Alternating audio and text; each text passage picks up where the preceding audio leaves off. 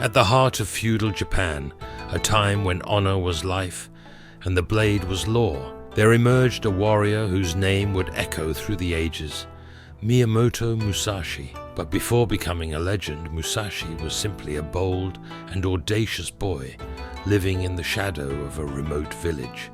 His rise to greatness began in one act of defiance, followed by an impulsive challenge to a master swordsman and a bloody clash that set him on the warrior's path. Here is the tale of that eventful day, the day a 13-year-old boy took his first steps toward becoming a sword saint.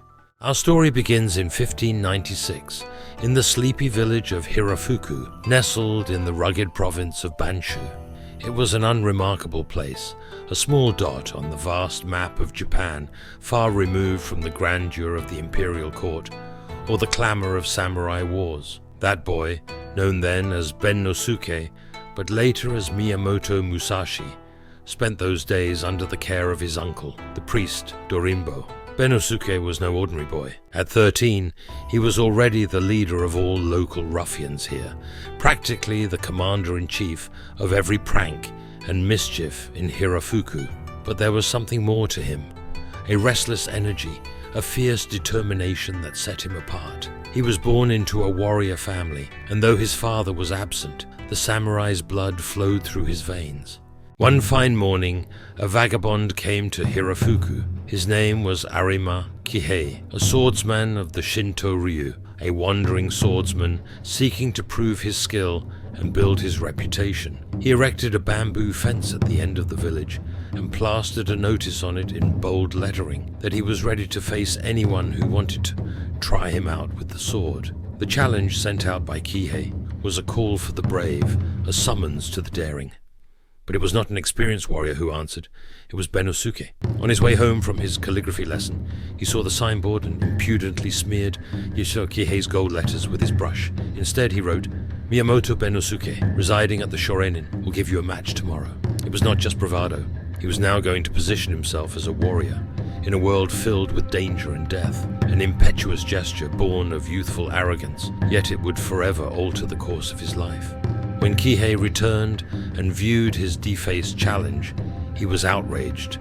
Rather than face the boy, however, he sent a disciple to take his protest to Shoren Inn. The priest Dorinbo was personally offended by reports of what Ben Nosuke had done. He quickly realized what a poor match his nephew was for a swordsman of Kihei's experience. The challenge was merely an adolescent's foolish act, a reckless mistake that could very well be a death sentence for Ben Nosuke. He tried to plead with Kihei's disciple, explaining that Ben Nosuke was young and asking for his master's magnanimity. Inexplicably, Kihei relented on the condition that Ben Nosuke would issue a sincere apology, publicly and humbly. The morning of the apology arrived, and with it some make-up-your-mind time for Ben Nosuke. His uncle was worried that an apology was the only option to avoid a confrontation that could end in tragedy. But deep inside, the boy felt the stirrings of something greater, a kind of conviction that could not be shaken, the sense that destiny was calling him to act. This was when Ben Nosuke had to choose between civility or resistance, the sanctuary of the temple, or the way of the warrior who led so perilously into the shadows. Perhaps then, in those unlit recesses of his mind, Ben Nosuke remembered the legends of his father, Hirata Munisai, a master swordsman who had once walked this same path. Although his father was gone, his spirit remained a silent mentor guiding the boy toward his fate. As Ben Nosuke and Dorinbo approached the place where Kihei was waiting, the assembled villagers began to murmur among themselves, looking forward to watching the boy fall in disgrace. But as they looked closer, a whispering campaign went through the crowd. Ben Nosuke was brandishing, you'd say, a staff 6 feet in length, a weapon that would seem oversized even for a young man of 13. Then came the moment of truth. Instead of falling to his knees, Ben Nosuke lunged toward Kihei with an attack so fierce that no one had time to notice. Kihei, for his part, was a veteran swordsman. He easily sidestepped the first lunge by the boy and unsheathed his sword, probably with the intent to finish the fight in a few strokes. Yet the boy did not give up. In just a few passes, the lad quickly closed the distance, discarding his staff to grapple with the swordsman. In the heat of the struggle, Ben Nosuke did what had never been done to Kihei. He He lifted him off the ground and slammed him down headfirst. It was a spectacular victory, one that even Benosuke could not have imagined would be his. But the fight was not over. Seizing his staff, Benosuke beat Kihei to death before the astonished eyes of the villagers. With this act, Benosuke crossed the threshold from boy to warrior. The jeering villagers were now struck dumb, shocked into silence, for the boy they had known was gone, replaced by someone immeasurably more terrifying, a man who would soon be known as Miyamoto Musashi. It wasn't a long fight.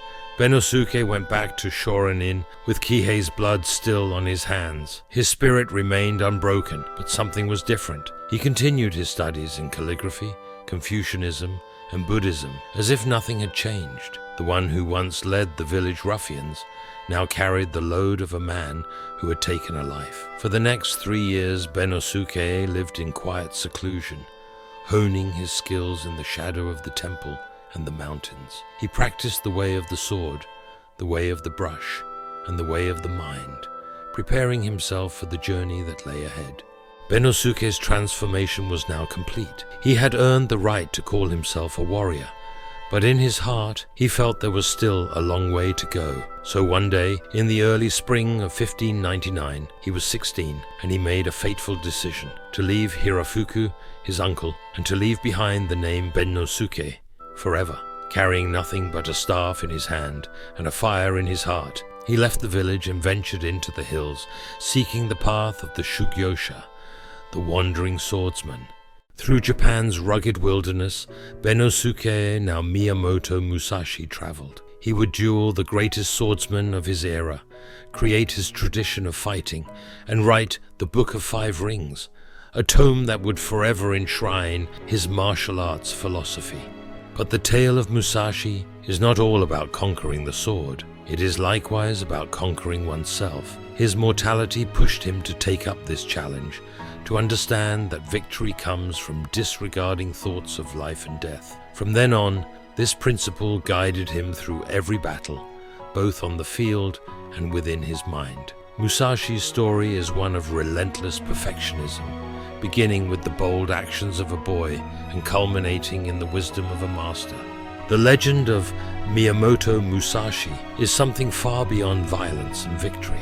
It is about the discovery of self and the way to personal evolution. From that rash boy who called out to a seasoned swordsman and grew up to become a revered master of the sword, Musashi's life encapsulates the essence of a hero's journey. It is a story replete with hope, as greatness is fostered, not born. Greatness made from the forge of courage, determination, and an unyielding will. Musashi's legacy testifies to the power of the human spirit, which began that morning in a small village in Japan.